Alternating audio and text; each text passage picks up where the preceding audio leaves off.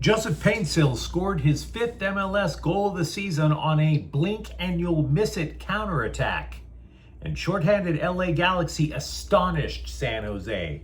Not to mention all the folks at Dignity Health Sports Park with a 1-0 triumph, in the process snapping a 6-game winless streak. Hi, I'm James of Faithful Angelino Sports with a rapid recap of Galaxy soccer. And if you enjoy talking about the 6-time MLS Cup champions, don't forget to subscribe to the channel. We talk Galaxy soccer a lot here, and we have a lot to talk about with the 106th edition of the Cali Clasico, because I don't think any of us saw this coming.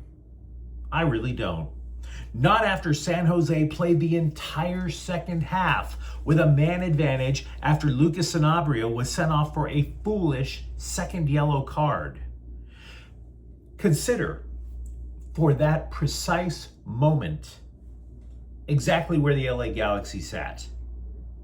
They were 13th in the Western Conference and dropping. They had players ejected in consecutive matches. Hell, they had more players ejected since the World Cup break, 3, than goals scored, 2. They hadn't even won at home in a league match since April. And yet, the Galaxy won for the 51st time in a rivalry that dates all the way back to the inaugural MLS season. And that is a credit to Paintsill and to goalie JT Marcinkowski, which we'll talk more about him in a few minutes. Paintsill is proving himself to be Gargamel to the Smurfs. He also scored against the Quakes in a 1-1 draw at Stanford Stadium in July. This is not me trying to suggest LA has gotten a shot in the arm for a playoff run. Hint at it? Hell no. I am telling you, LA Galaxy just got themselves a shot in the arm for a playoff run.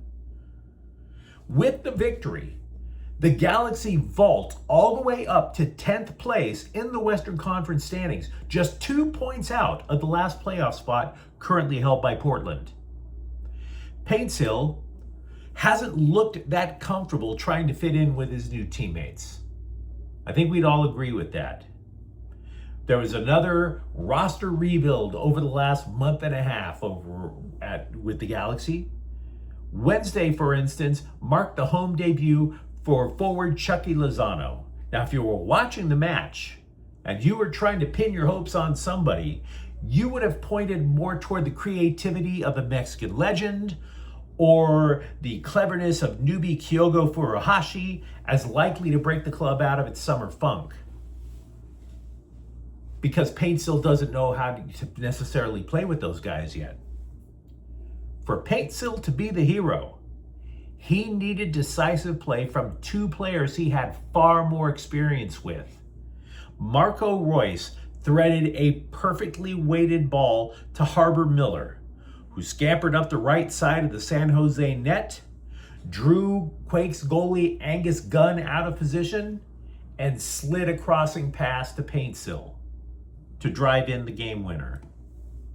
Now, before and after that thunderbolt, the Quakes, who could have leapfrogged LAFC into 3rd place in the conference with a win, opened fire once again on Marcinkowski, the Galaxy netminder.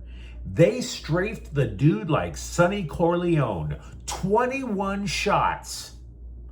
21. This was a match, statistically speaking, San Jose had no business losing. We recognize reality on this channel. They had no business losing. The Galaxy, for example, like to play with possession. Quakes had the ball for 60% of the match.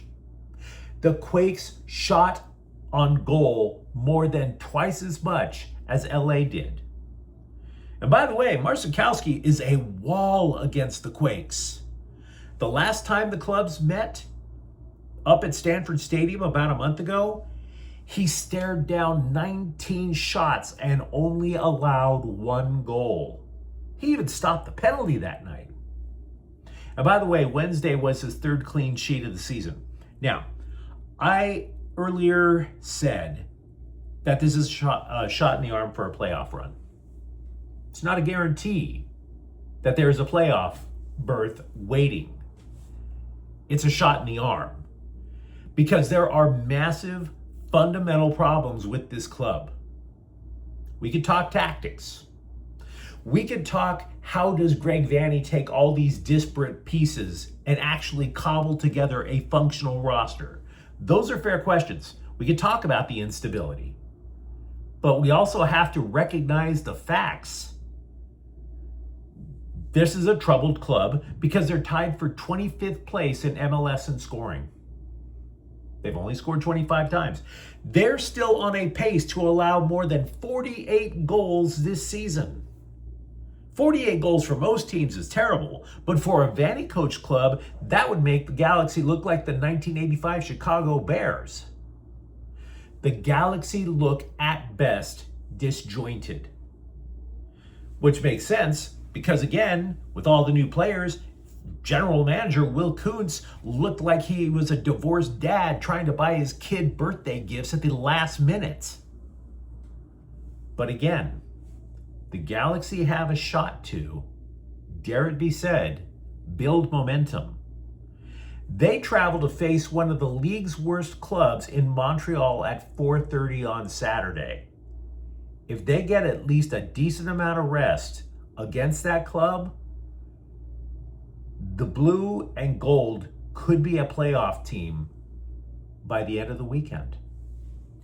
So, once again, the final score: Galaxy 1, San Jose 0. The winless streak is over and things are starting to look up. If you enjoyed talking about this match with me tonight, don't forget to subscribe to Faithful Angelinos. We're talking Galaxy soccer almost every day here.